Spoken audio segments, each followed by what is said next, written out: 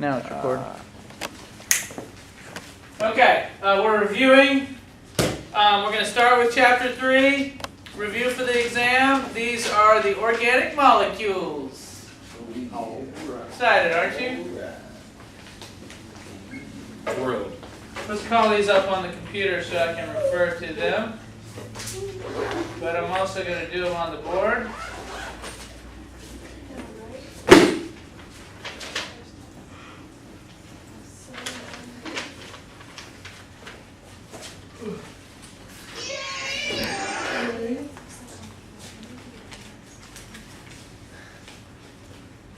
Computers can do that?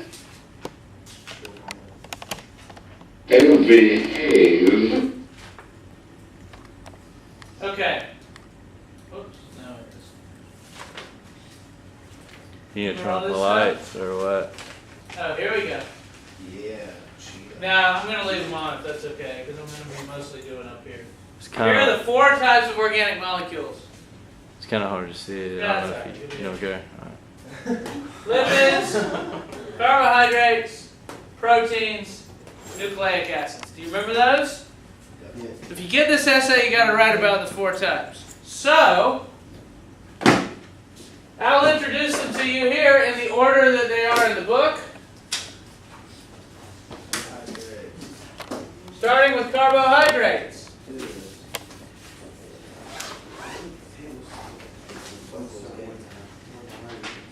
Carbohydrates are energy storing molecules, energy holding molecules that your cells can use for energy. And they come in different types. It's usually a ring structure like this. And your book shows you there's a lot of ways of looking at it. You can see here we have a ring. See the carbons in the ring? This is a molecule called C6H12O6, also known as Glucose.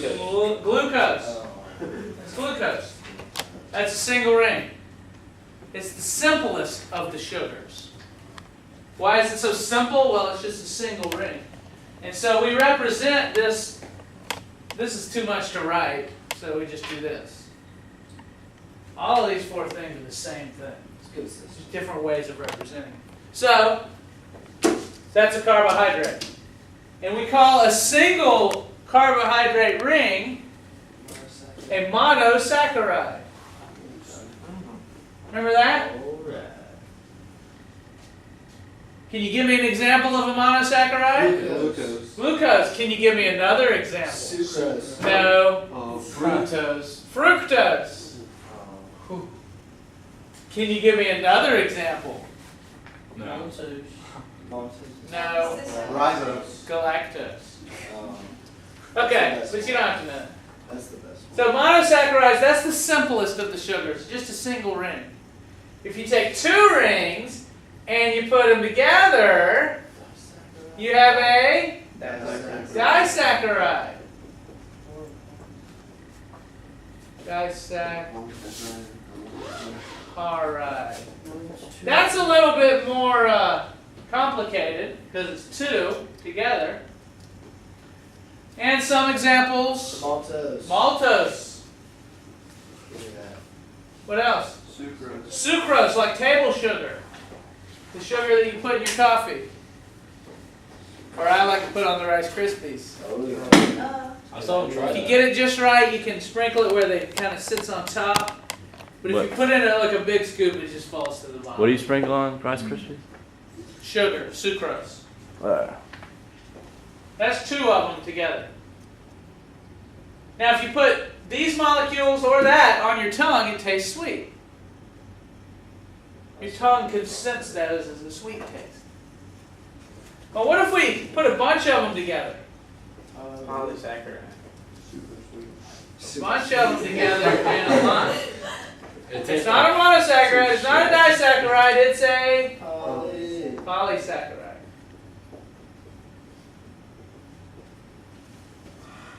Can you give me some examples of molecules that are polysaccharides?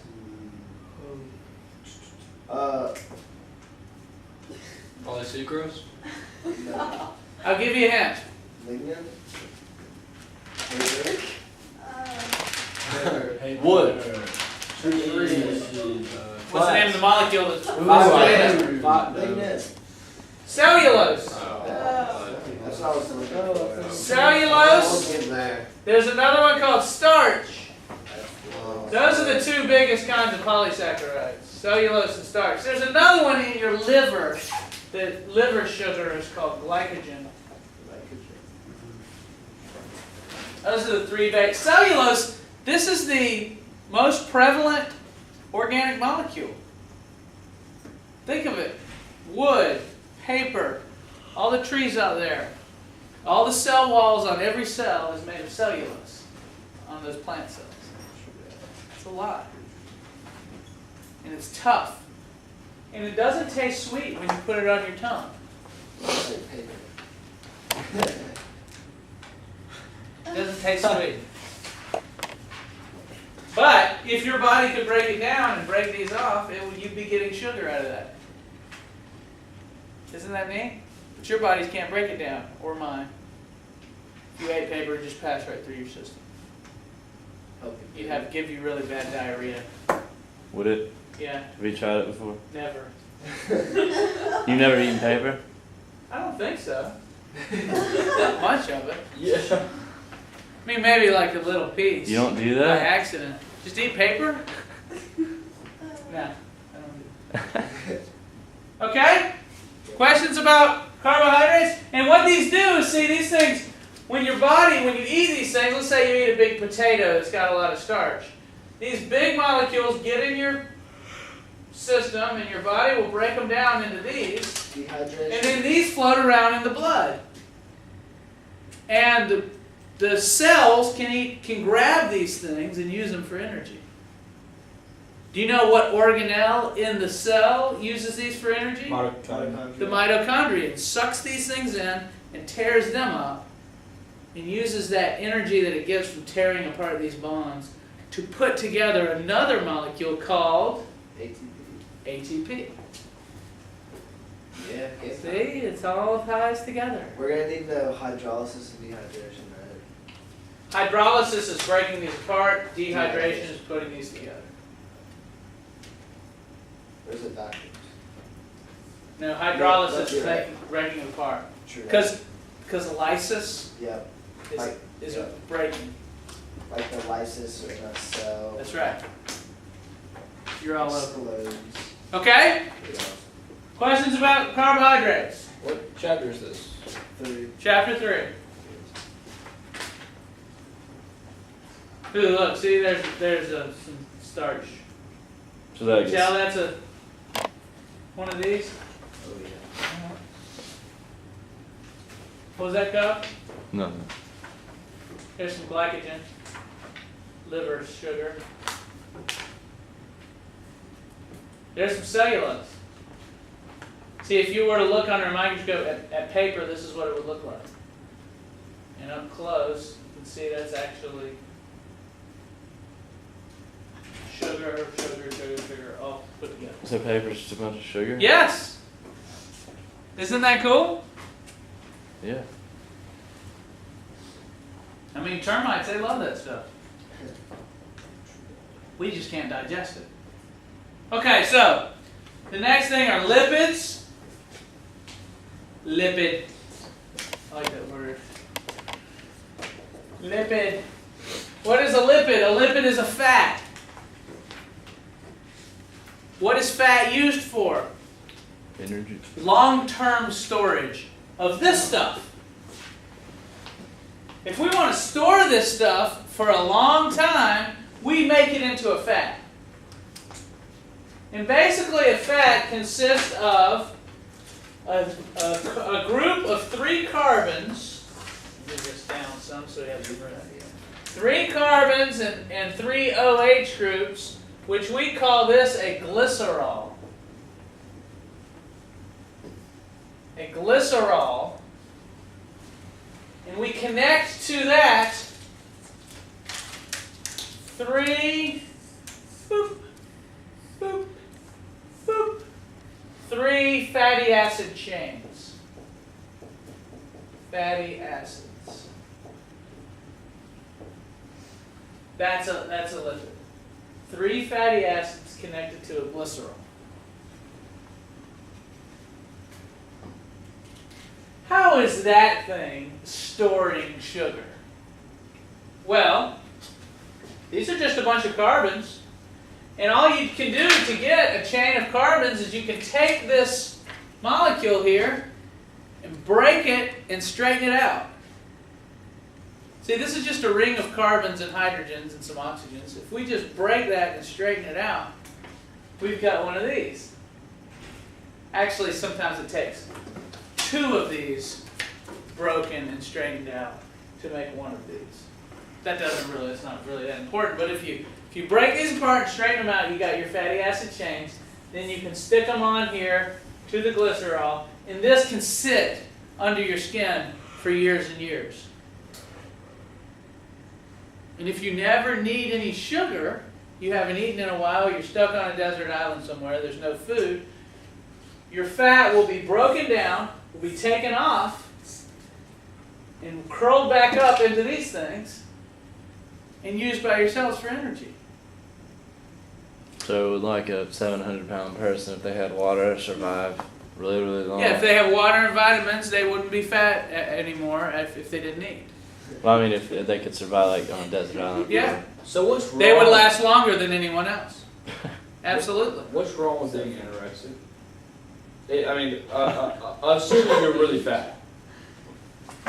It seems like a natural way to lose weight. Yeah. Oh yeah, no, nothing. Big That would be a weight. way you could lose weight. You just don't eat. Yeah. Yeah. It's hard to do. Try not eating for a few days. If you have that kind of mind control and restraint or whatever it is, Self-discipline. Willpower. I mean, Then you probably wouldn't be that big in the first I place. know. Try it out, Jack. See if you can do it. Yeah. Just get really Gain. fat and then Gain tons of weight real quick. Yeah. Just picturing you like Possible. 700 pounds. It's funny. Cavemen, cave women, the only beautiful cave women were fat ones. The skinny cave women no one wanted anything to do with because there wasn't a constant supply of food. You had to be able to live weeks without food if you were a cave woman. So skinny cave women nobody liked them. No good. We know that because Hence all the women of cavemen figurines and art are of fat women. Yeah. Like the woman The women nowadays, the models nowadays, they would be shunned. They would appear diseased to the cavemen. And they wouldn't last. So that's enough about cavemen. A little bit off the subject. Now sometimes these fatty acid chains can be bent. You know what that's called when you have a bent chain? It's unsaturated. A saturated fatty acid is straight. An unsaturated fatty acid is bent. It's got a double bond in there that causes it to bend. Unsaturated means it doesn't have as many hydrogens as it could possibly bond to. There's a double bond in there between 2 of the carbons, and that causes it to bend. So you can see here's a saturated fat with the 3 chains sticking off to the right. And there's an unsaturated fat. See, it's all bent. Now, if you do something cool to this lipid here, if you tear one of the tails off and you stick a phosphate and a nitrogen group on it, you have a special fatty acid that's important to our studies. What is it? Phospholipid. It's a phospholipid. It's got a phosphate group. It is a fat, phospholipid. And that makes up the membranes, the cell's membranes. Is made mostly of those phospholipid molecules. Do you Those remember when we little- studied that in chapter 5? Those little like, With the ball and the- hydrophobic head. Yeah. Looks like Yeah. this. yeah, Yeah. that's a phospholipid. That's a phospholipid. That's one of these. And remember, the membrane of the cell is millions of those. Or the head's hydrophilic. The heads are are hydrophilic, And the tails are hydrophobic. Remember that? So fats are important for storing food for long term. They're also important for, they make up the cell's membranes. Couldn't have cells without these things. That would be good. So fat's good, right? There's a phospholipid up close.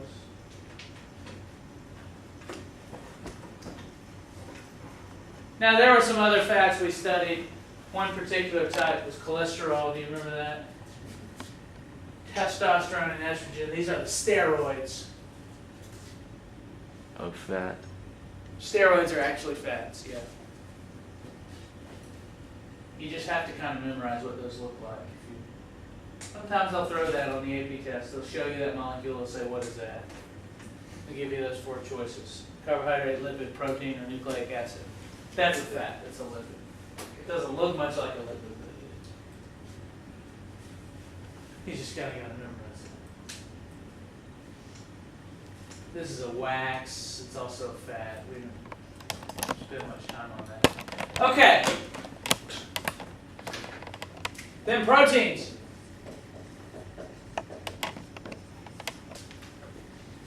They do talk a lot about proteins on these tests. You need to know what a protein is. The monomers, the individual units of a protein, have a name. Do you remember what these are called? Amino acids. These are amino acids.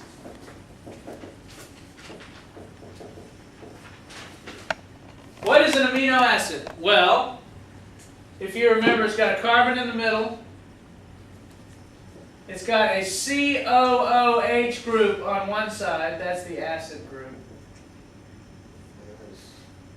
It's got an N with 2 H's coming off of it. That's the amino group. That's why they call it an amino acid. The amino group is this nitrogen group. The acid group is that COOH group. It's got a hydrogen sticking up there. And hanging down on the bottom, it's got, do you know? An R group. An R group.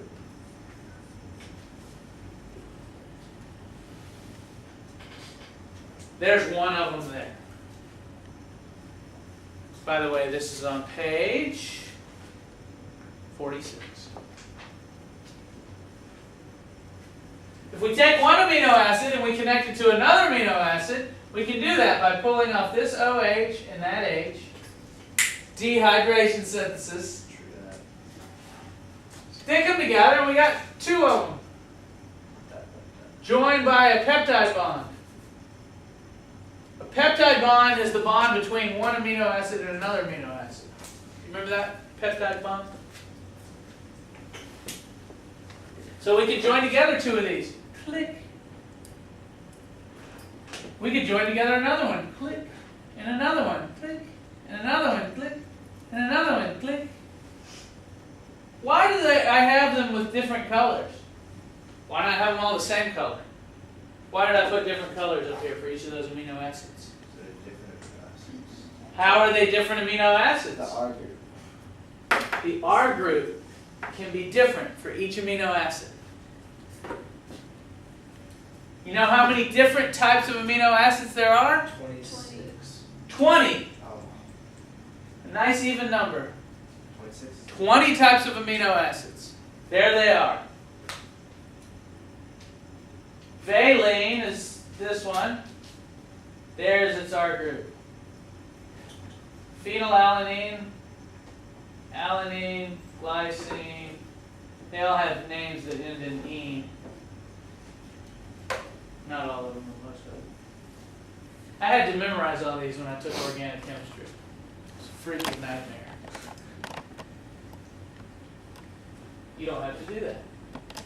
Anyway, if you join them all together in a long chain, there you have, this chain is kind of messed up.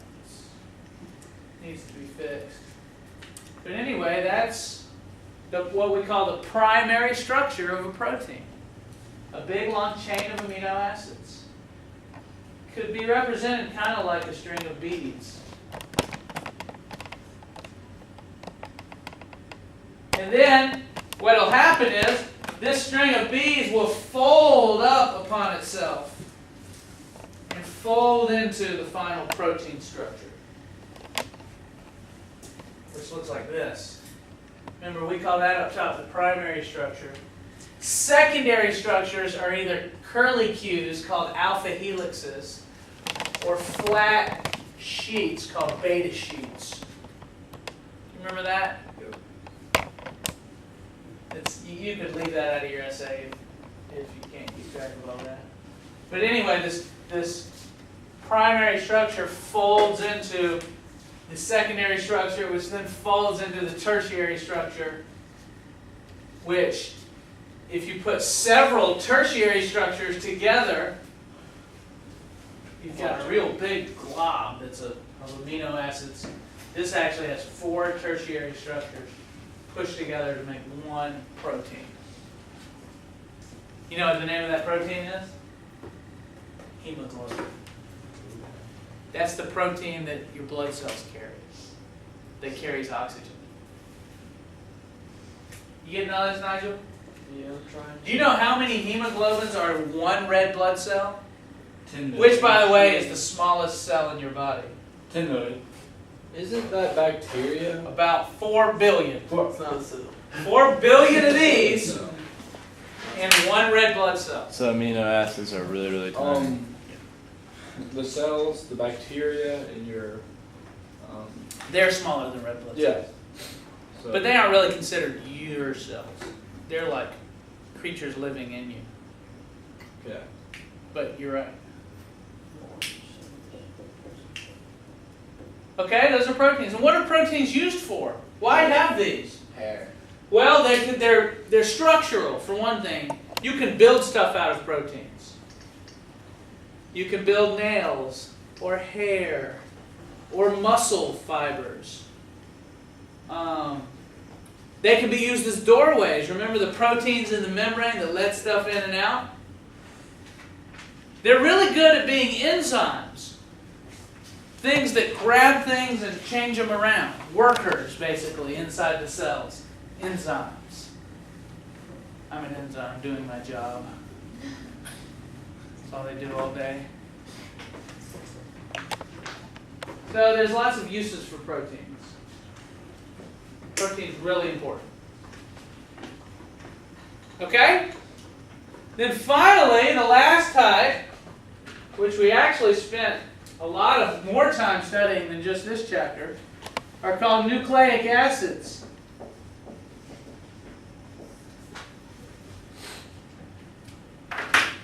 Remember nucleic acids? Can you give me an example of a nucleic acid? DNA. Or RNA. Those are 2 types of nucleic acids. Take one of these, pass it back, just to take a look at them. There you go. These are the monomers that make up the big DNA polymer. Nice. This is what I just handed out for you at home. Thank you. You don't want to I'm alright. keep on reading. It's a nucleotide. That's a nucleotide. A nucleotide actually has 3 parts to it. It has the sugar, which is this part. It's called deoxyribose. Can you read that on yours? That's actually just one of these, y'all. That deoxyribose is one of these.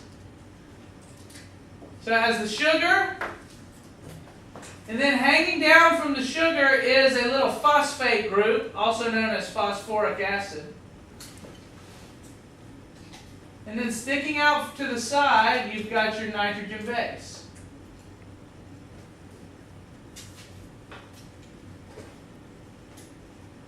So sugar, phosphate, nitrogen base. Do you remember there's 4 types of nitrogen bases? In DNA. In DNA. And RNA.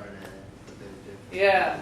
Remember the 4 types of nitrogen bases? Adenine, guanine, Cytosine. Adenine, cytosine, guanine, Thymine. thymine.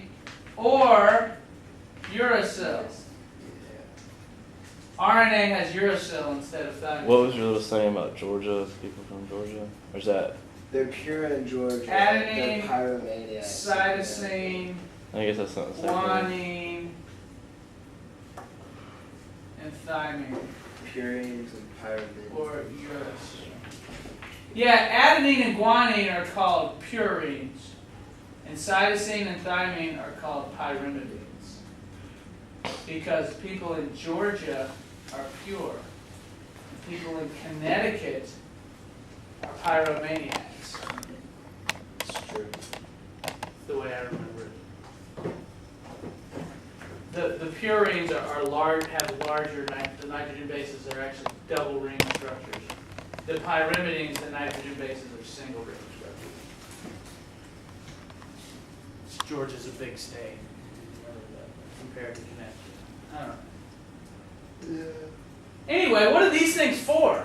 What do these nucleotides do? They sit there in the cell and play with one another? Huh? Pick up the DNA. They kiss one another? Mwah. No. They do join together with one another to make. They join them in the right way, and if you turn these things upside down, and if you notice, T and A always bond together, and G and C always bond together. So, if you put together your little puzzle, it takes some time to find all the right pieces. But it's fun to do. If you don't have anything else to do, and you happen to have a bunch of magnets cut into the shape of these things. Anyway, you end up with what we call the double helix structure of DNA. 2 strands. And if you read downward, if you read the nitrogen bases, well, this one says G, that says C, that says T, A, C, T, T, A. What's that spell? Getact. Jack? Getact. Yeah, I was seeing that. What does that mean? Those are the different types of nitrogen bases. Yeah, Getact, you don't know what it means, but to the cell reads 3 letters at a time. GCT stands for one of the amino acids. And the next 3 letters, ACT, stand for the next amino acid. And the next 3 letters stand for the next amino acid. And so this is the code that tells the order that the amino acids should be put in to make the right proteins for the cell. Wow. Cool. Isn't that great? Yeah. That's how life works. Yeah. Your code tells the proteins that should be made. So if you want to make a new human being, you pass your code into the new cell through sex. And then the new cell will read the code and make all the proteins. And the proteins are like little workers, and they build the rest of the cell. And they'll build a bunch of cells.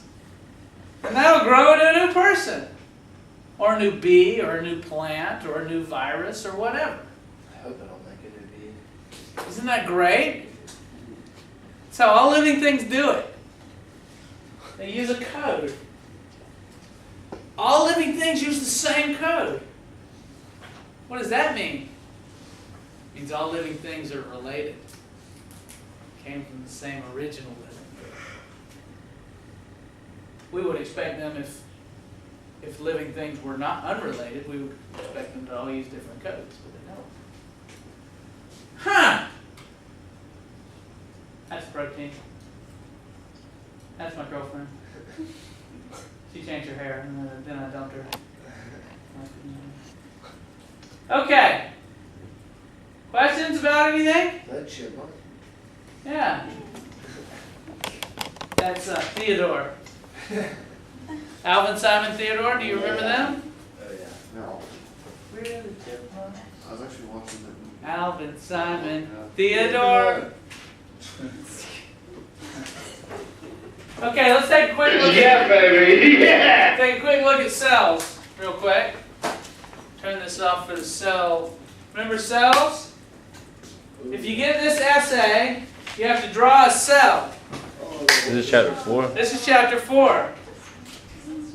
You like this one or don't like it? I do Don't like this. not like Ah. it at all. I'll make sure not to give you this essay then. I was joking. I love this essay. So if you got this essay, you draw a cell, you draw all the parts in it, and then you describe all the different parts. Well, what are the parts? First you have the membrane on the outside. We already talked about that. It's made of what kind of molecule mostly? Phospholipids. Phospholipids with some Proteins. proteins. A little bit of cholesterol in there, remember that? Yep. Keep it stiff. Then, spread around the cell, you have various bits of cytoskeleton. You don't have to memorize each part of the cytoskeleton.